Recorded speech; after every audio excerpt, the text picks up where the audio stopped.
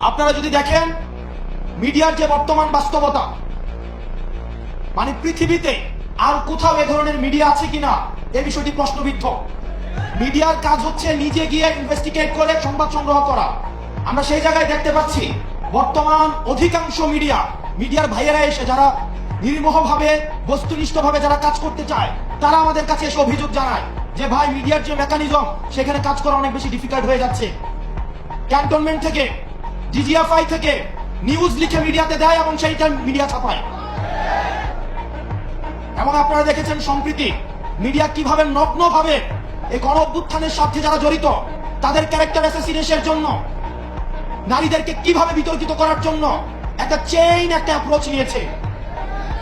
আমরা মিডিয়ার প্রতি আহ্বান জানাবো, আমরা চাই মিডিয়ার থেকে বস্তুনিষ্ঠ এবং জনগণের যেই বক্তব্য, জনগণের যেই দেশ নিয়ে যে পরিকল্পনা সেটা সঠিকভাবে উঠে আসুক।